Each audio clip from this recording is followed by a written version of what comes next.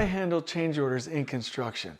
This is absolutely key because change orders can, and I'm just going to say it, probably will derail you on your project if you don't manage them properly. And in this video, I'm going to talk to you about it. It's going to be brief, it's going to be pointed, and it's going to be helpful for you. You're going to love this content. And in the description below, I'm also going to link you to a video that's called What is a Change Order in Project Management? That's 10 minutes long. It explains all of the different nuances that you need to know. And so you're going to love this. Stay with us 5 minutes and it's going to change your approach. I guarantee it.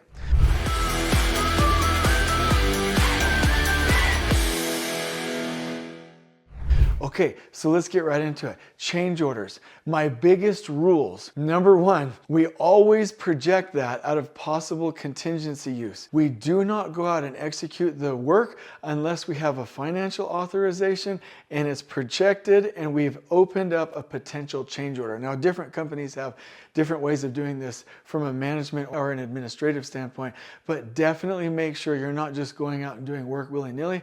The approval, project it from contingency, and make sure that you have that PCO open so you never forget it. The other thing that I would say is that if your change orders start to overwhelm you, stay focused with contract work. Hold the line.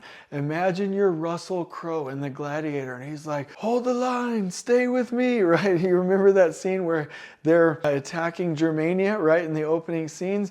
Hold the line. You are on the line for contract work first. If your team is overburdened or your trades are overburdened, handle the change orders second with a separate crew and second administrative help, right? Do that second. Most of the time teams get in trouble when they mix it all together and then they can't finish anything. Remember, you're already on the hook for the main portion of the project, okay? So when you're managing change orders, remember these key steps. Number one, you must have clear contract language that outlines the process.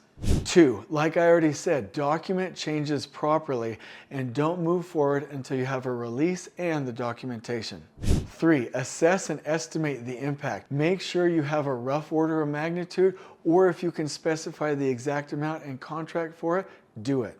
4, obtain the client approval. This is key. Don't go do work that they didn't order. 5, standardize change orders to where you have standard work, consistency, and you can get these approved faster from a standard format.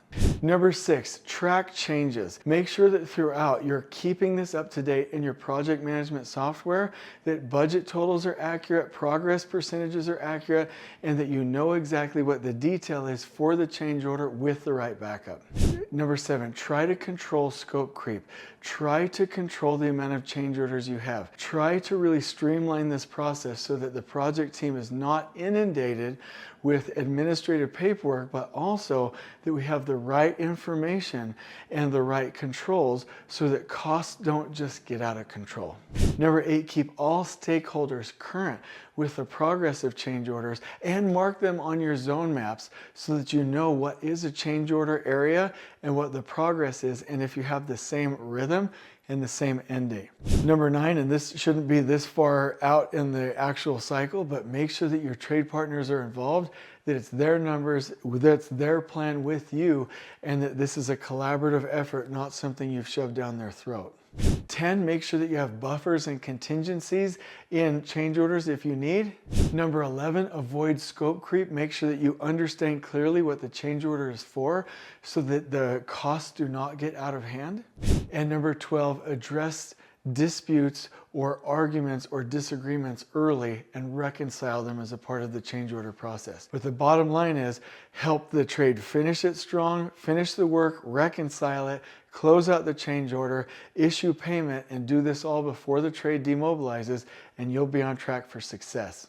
And what I want to encourage you to do is check out the description below where we have the Canva link, where we have the little blog post summarizing this video, and the 10-minute video that goes into greater depth about change orders. The title is, What is a Change Order in Project Management? I'm excited for you to check it out, and I really hope you've enjoyed this video. On we go.